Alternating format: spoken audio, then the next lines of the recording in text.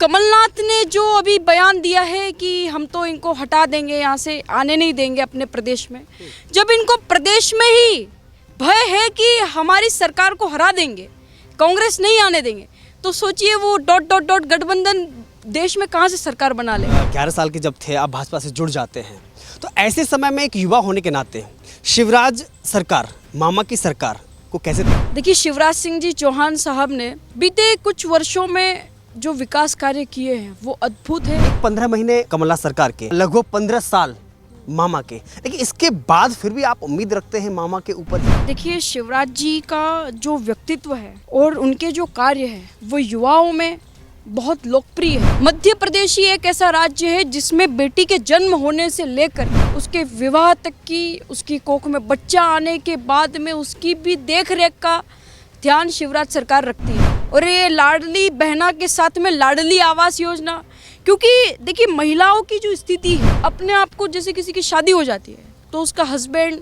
उसको परेशान करता है, लेकिन आवास योजना इसलिए है महिला के नाम पर ही वो मकान हो। मध्य प्रदेश में आज से कुछ वर्ष पहले महिलाएं अपने आप को असुरक्षित महसूस करती थी। भोपाल जैसे शहर में भी लड़कियां अपने घर से बाहर निकलने में कतराती थी, उनके माँ बाप उनको बाहर नहीं भेज सकते थे।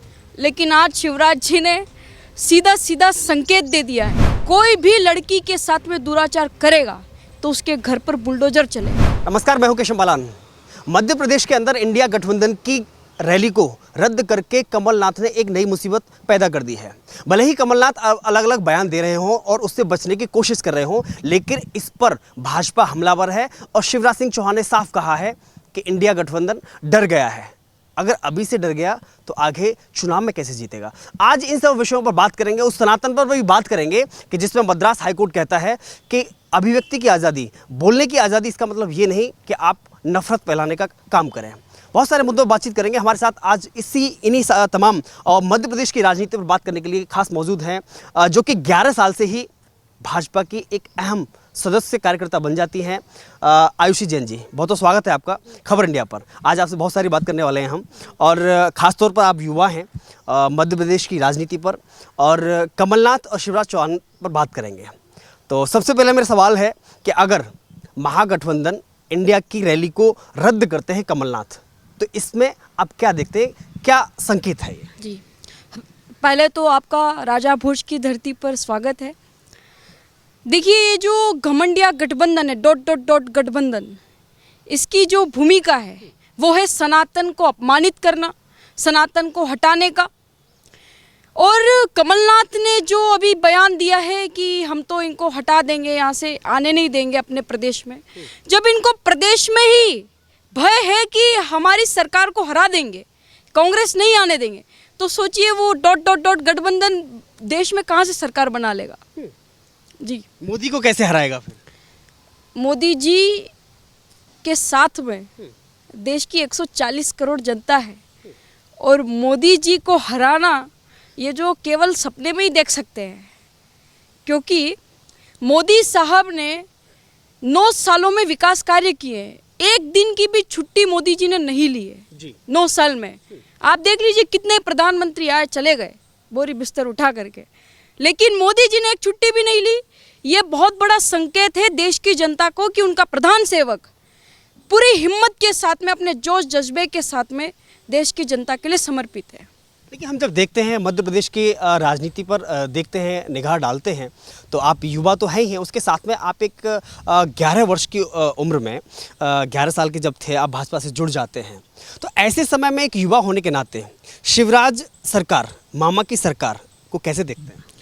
देखिए, शिवराज सिंह जी चौहान साहब ने बीते कुछ वर्षों में जो विकास कार्य किए हैं वो अद्भुत है। युवाओं में हो, महिलाओं में हो, किसानों में हो, बुजुर्गों में हो, हर वर्ग के लिए, हर तबके के लिए उन्होंने योजनाएं बनाई है। 2005 से पहले मध्य प्रदेश की जो पहचान थी वो बीमारू, गरीब राज्य में थी। आज उसको विकासशील, विकसित राज्य बन चुका है मध्य प्रदेश। पहले यहाँ की सड़कें जो हुआ करती थी वो गड्ढे में गड्ढा या गड्ढे में सड़क ऐसे कहा जाता, पता ही नहीं चलता था।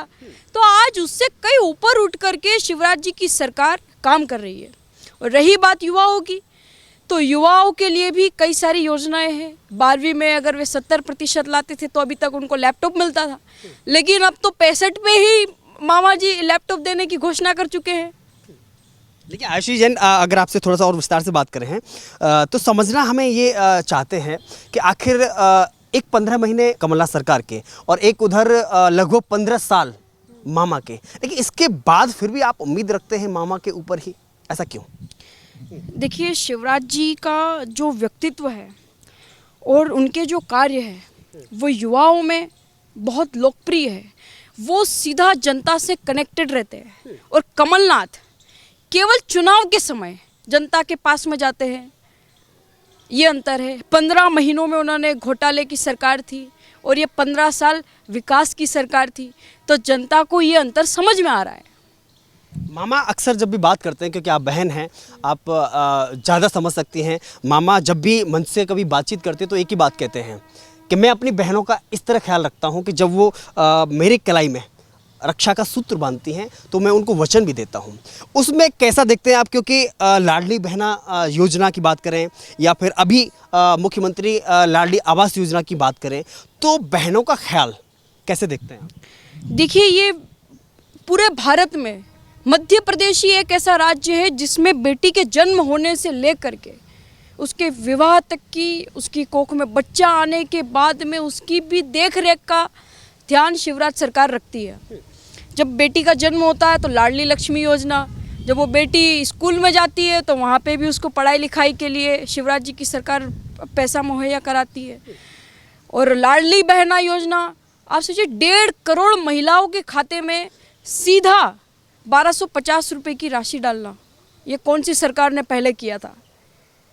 और ये लाडली बहना के साथ में लाडली आवास योजना, क्योंकि देखिए महिलाओं की जो स्थिति है, महिलाएं अपने आप को, जैसे किसी की शादी हो जाती है तो उसका हस्बैंड उसको परेशान करता है, कभी शराब पी के मारपीट कर सकता है, लेकिन आवास योजना इसलिए है कि महिला के नाम पर ही वो मकान होगा, तो उसका हस्बैंड उसको ये नहीं कहेगा कि बाहर निकल, बिल्कुल ये नहीं कहेगा बाहर निकल जा। या फिर लाडली योजना में जो 1250 रुपये भी आते हैं तो भी पति को अगर ज़रूरत होगी तो वो महिला से ही कहेगा कि मुझे कुछ पैसे दे। बिल्कुल बिल्कुल, शिवराज जी की सरकार ने, और अभी तो इस स्कीम में और भी ज़्यादा बदलाव हो रहे हैं क्योंकि उन्होंने राशि भी बढ़ा दी है, 2000-3000 भी कर रहे हैं शिवराज सरकार। ये बहुत बड़ी योजना है अपने आप में, किसी भी राज्य में इस तरह की योजना नहीं है आज तक।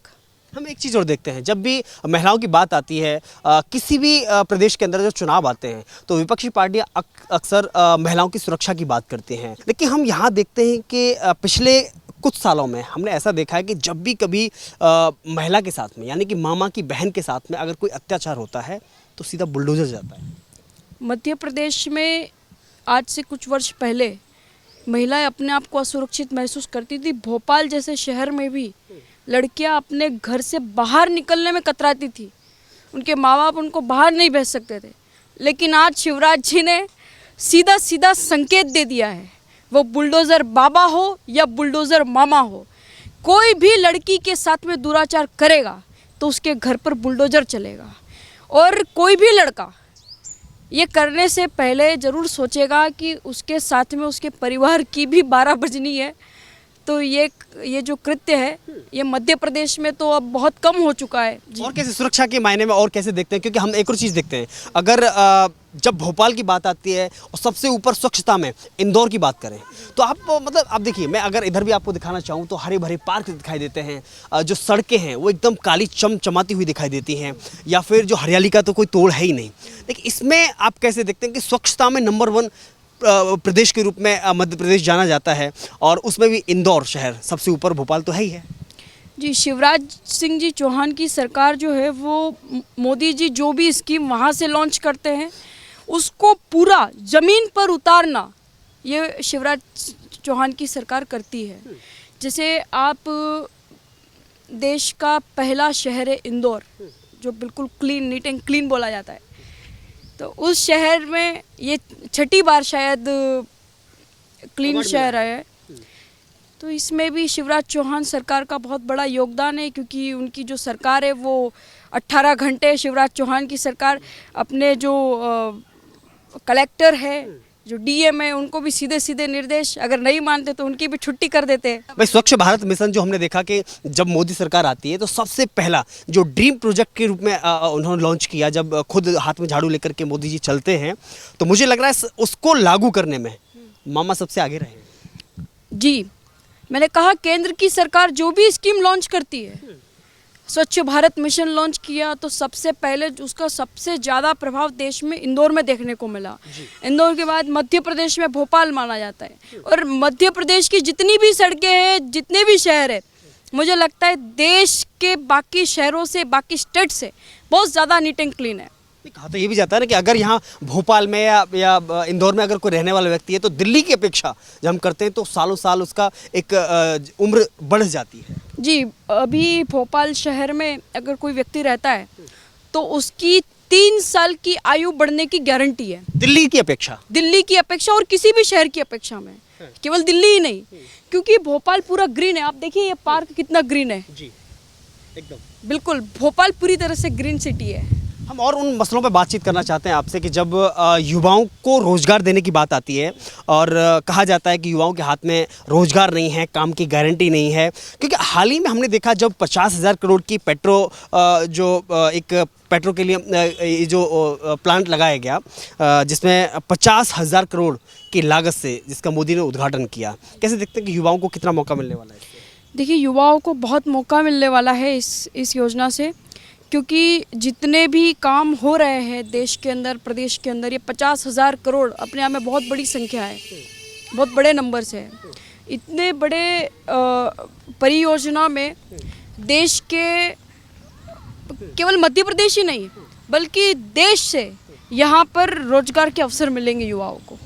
अच्छा, अब बात करें हम केवल विधानसभा चुनावों की, मध्य प्रदेश की, तो कहाँ तक आप मानते हैं कि इस बार अगर मामा की सरकार फिर से बनती है तो वह मोदी के नाम पर होगी या मामा के काम पर होगी? देखिए, मध्य प्रदेश में प्रधानमंत्री नरेंद्र मोदी जी और सीएम शिवराज सिंह जी चौहान की पार्टनरशिप में, दोनों के सहयोग से, क्योंकि दोनों ही सरकार ने बहुत मजबूती के साथ में कार्य किया है ज़मीनी स्तर पर। मोदी साहब ने जो भी योजनाएं बनाई उसका पूरा सीधा लाभ ग्रामीण स्तर तक पहुंचा है। शहर में शहरीकरण के लिए भी, ग्रामीणों के लिए भी जो योजना बनाई, प्रधानमंत्री आवास योजना, प्रधानमंत्री मुद्रा लोन योजना में 8 करोड़ लोगों को सीधा लाभ मिला है, युवाओं को जोड़ा है।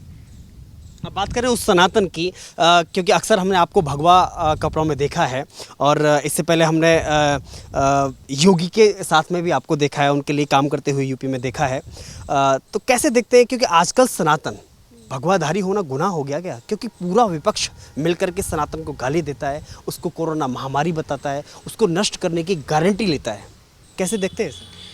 देखिए, विपक्षियों की बुद्धि मारी गई है, ये लोग चुनावी हिंदू बन जाएंगे। अभी आप देखना कुछ महीने के बाद ये सब लोग भगवा कपड़े पहन के दिखेंगे, लेकिन आज इनकी जो मन की बात है, इनका जो एजेंडा है, इन्होंने जनता के सामने रख दिया कि ये लोग सनातन का विरोध करेंगे।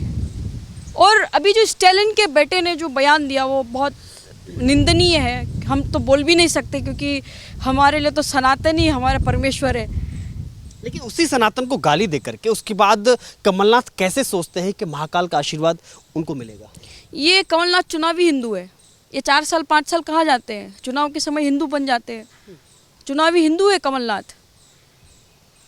ये अभी राहुल गांधी कई बार हिंदुओं के खिलाफ बयानबाजी करते रहते हैं, तब कमलनाथ कहाँ जाते हैं? तब कमलनाथ क्यों नहीं बोलते? ये दिग्विजय सिंह जी, छोटे भैया बड़े भैया, इनकी जोड़ी हंसी आती है, क्योंकि इन लोगों ने मध्य प्रदेश को बंटाधार मध्य प्रदेश बना दिया था। यही वजह है कि आज सनातन पर जिन लोगों ने बयान दिया है उससे कमलनाथ बच रहे हैं और उनका रैली भी अपने शहर में नहीं कराना चाहते इंडिया गठबंधन का। जी, कमलनाथ जी डरे हुए हैं और उनके ऊपर प्रेशर है डॉट गठबंधन का। ये जो मैं, देखिए आपको एक चीज़ बताती हूँ, ये डॉट गठबंधन जो है, ये हर राज्य में एक आमने सामने चुनाव लड़ते हैं, लेकिन सिर्फ मोदी को हराने के लिए, मोदी का सामना करने के लिए सब के सब एक हो जाते हैं। और कमलनाथ को डर इस बात का है कि अगर डॉट डॉट डॉट गठबंधन हमारे प्रदेश में आ गए तो ये सनातन का मुद्दा बन जाएगा। तो क्या कमलनाथ मामा को पटखनी दे पाएंगे? बिल्कुल नहीं दे पाएंगे। शिवराज सिंह जी चौहान ने जो काम किए 15 साल में वो ये 55 साल में भी नहीं कर पाए। बहुत मौका मिला था, मध्य प्रदेश की जनता ने बहुत विश्वास किया है इन लोगों पे। अब बात करें उस केंद्र की कि जहां पर मोदी के खिलाफ में 28 पार्टियां महागठबंधन बनाती हैं और मोदी के लिए नारा लगाती हैं, मोदी हटाओ देश बचाओ। ममता बनर्जी अलग जा रहे हैं, वो 2 तारीख को दिल्ली में सभा करने वाले हैं, रैली कर रहे हैं। इन्होंने कह दिया तुम्हें आना है तो आओ, नहीं तो go to hell. Kejriwal ji कह रहे हैं कि हम तो अलग से चुनाव लड़ेंगे वरना गो टू हेल। अब कांग्रेस की मती मारी गई है। कांग्रेस के पास में कोई विकल्प है? कांग्रेस के पास में क्या विकल्प है? क्या विकल्प क्या है? राहुल गांधी जब तक है तब तक ये एक बकरा ढूंढते ही रहेंगे। जैसे पहले सीताराम केसरी और अब खड़गे जी, क्योंकि अभी आपने कल की वो तस्वीर देखी होगी जहाँ पे तेलंगाना में हैदराबाद में राहुल गांधी, सोनिया गांधी, प्रियंका गांधी मंच पर और उनके जो अध्यक्ष हैं वो एक साइड, मतलब इन लोगों का एक परिवारवाद, तुष्टीकरण, भ्रष्टाचार सामने दिखता है। इनकी तस्वीर में ये खुद दिखाते हैं, ये खुद ही अपने पैरों पर कुल्हाड़ी मारते हैं। ये पूरा महागठबंधन स्टालिन के बयान पर चुप्पी साध लेता है, तो आपको लगता है कि पूरा ही महागठबंधन सनातन का विरोधी है? क्योंकि आज जिस हिसाब से मद्रास हाईकोर्ट कहता है, टिप्पणी करता है कि बोलने की आज़ादी, इसका मतलब नफरत फैलाने की आज़ादी नहीं हो सकती। बोलने की आज़ादी है, लेकिन आप किसी धर्म का अपमान करो, किसी धर्म को खत्म करने की बात करो। ये 100 करोड़ का हिंदू देश है। अगर तमिलनाडु में ही सारे हिंदू एक हो गए तो इनकी सरकार का बहिष्कार हो जाएगा। पेंट पकड़ के भागते फिरेंगे ये लोग, स्टालिन। और ये महागठबंधन सनातन के खिलाफ बोल रहे हैं, जैसे स्टालिन ने बोला। उसके पहले स्टालिन के पहले जो उनके दादाजी थे करुणानिधि, वो भी अपमान कर चुके थे। लेकिन जब बुद्धि आ गई ठिकाने पर तो सिया राम जी के मंदिर जाके उन्होंने माफ़ी मांग ली। एक आखिरी सवाल मैं करना चाहूँगा कि महागठबंधन की जिस हिसाब से चुप्पी साधी सनातन के बयान पर, और जिस हिसाब से स्टालिन ने खुलेआम हिंदुओं को गाली दिया, सनातन को नष्ट करने की बात कही, अब क्या लगता है कि यही सनातन विरोधी बयान कांग्रेस का, महागठबंधन का किताबों में आखिरी कील साबित होगा, कमलनाथ को भी लेके डूबेगा? इनकी जो मेन आइडियोलॉजी है वो है सनातन का विरोध करना, सनातन के खिलाफ बातें बोलना, सनातन को ख़त्म करना। 2014 से पहले ये लोग कहाँ गए थे? अभी स्टालिन ने जो बोला है वो अत्यंत शर्मनाक है। उसके बाद में बहुत सारे नेता आ गए निकल के। अरविंद केजरीवाल तो 4 दिन बाद बयान देते हैं कि ऐसा नहीं बोलना चाहिए। केजरीवाल ने देख लिया कि पूरे देश की जनता इनका विरोध कर रही है तो अपन भी बोल दो। केजरीवाल भी एक चुनावी हिंदू है। गुजरात में क्या किया? गुजरात में गए, बोले अयोध्या जी ले जाएंगे, भगा दिया वहाँ से। ये फ्री का माल बांटते केजरीवाल। क्या होता है? गुजरात की जनता समझती है, इसलिए उन्होंने भगा दिया उनको। अब बात रही देश की, तो देश के अंदर मोदी जी को हराने जैसा कोई विपक्ष नहीं है। एमपी, मध्य प्रदेश की जनता के दिल में क्या है? मध्य प्रदेश की जनता के दिल में कमल का फूल है और मोदी साहब है, क्योंकि मोदी साहब ने जो विकास कार्य किए हैं, जैसे यहाँ की जो सड़कें हैं, यहाँ का जो इंफ्रास्ट्रक्चर है, रानी कमलापति स्टेशन है इधर पास में ही, कहाँ ऐसा स्टेशन मैंने पूरे देश में नहीं देखा है, क्योंकि रेल से मैंने कई ज़्यादा ट्रैवल किया है। एक एयरपोर्ट जैसी फीलिंग आती है उस स्टेशन पे, और ऐसे कई सारे स्टेशंस अभी मध्य प्रदेश में और बनने वाले हैं। बहुत बहुत शुक्रिया हमसे बातचीत करने के लिए। लेकिन ये निश्चित है कि जिस हिसाब से महागठबंधन की बैठक और जो उसकी जो रैली होने वाली थी उसको रद्द करके कमलनाथ ने, भले ही वो लगातार सफाई दे रहे हों, रद्द करके एक मुसीबत मोल ले ली है। एक तरफ जहां इंडिया गठबंधन में शामिल बड़े नेता नाराज हैं इस बात से, लेकिन कमलनाथ अपने दिल की बेचैनी बयान नहीं कर पा रहे हैं कि आखिर मध्य प्रदेश का चुनाव कैसे जीता जाएगा, किस तरह से यहाँ के रण को जीत हासिल कराई जाएगी।